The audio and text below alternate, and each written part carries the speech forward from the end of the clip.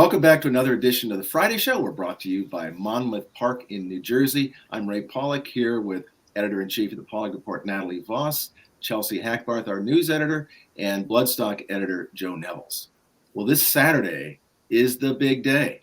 It's opening day at Monmouth Park in New Jersey. I know there's something else going on Saturday. We'll talk about that in a few minutes.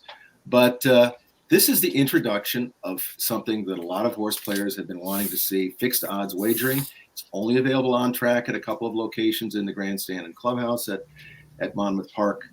But the thing about fixed odds wagering is that the odds when you bet are the odds that you'll get. In other words, you make a bet, whatever the odds are when the bet is made, those are the odds that'll pay off if you have a winning ticket. Win, place, and show bets only.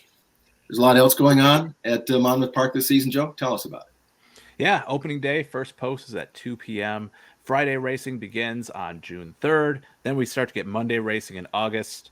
Of course, Monmouth Park's season is highlighted by the TVG.com Haskell Day on Saturday, July 23rd. A new Haskell Preview Day takes place on Saturday, June 18th. 4 stakes races on that card.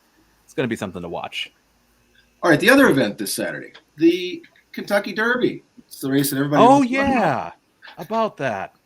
Everybody. If you want to go and find out who's going to win the Derby, this show is not going to tell you. As journalists, we always look for the best story, maybe not the best horse. And year after year, there seems to be a few horses that would really tell a good story if they won. And I'd like to ask you guys, what's the story that you're most interested in at this year's Derby? Chelsea? I like the Cyberknife story. I think it's really cool that he named the horse after the treatment that cured his cancer. That's owner Al Gold. He had prostate cancer, and the Cyberknife treatment, which delivers radiation at really small doses in really specific locations, has held him in remission for, I think, 2 years now. And nothing about Al Gold. He's been in the business a long time. He had terrible luck in the beginning. He stayed with it. It's really nice to see a guy like that have a good horse with a chance to win America's most famous horse race.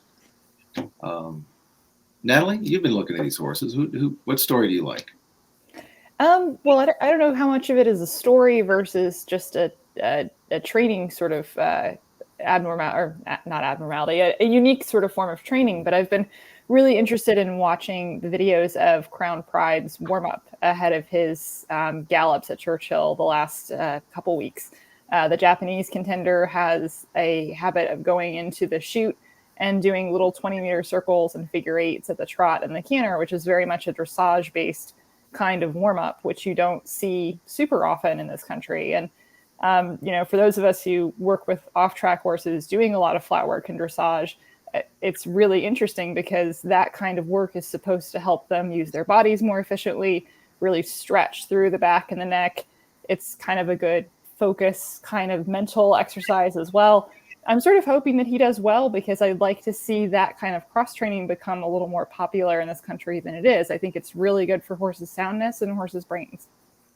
Well, we know the Japanese have been very successful in the last 12 months, winning international races, showing up really everywhere now. And I've seen a lot of training like that at the training centers in Japan, at Rito and Miho training centers.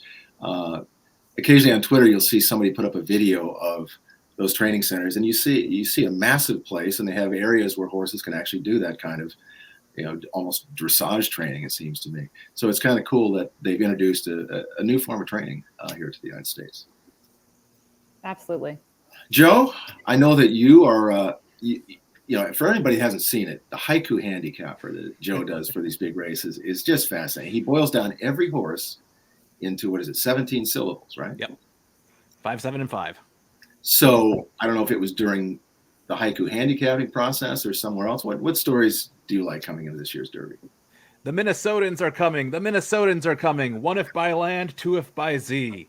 That's right. There are 2 sets of Minnesota breds with horses or 2 sets of Minnesota-based connections with horses in the Derby field, each looking for the biggest wins of their lives with horses with names that start with the letter Z.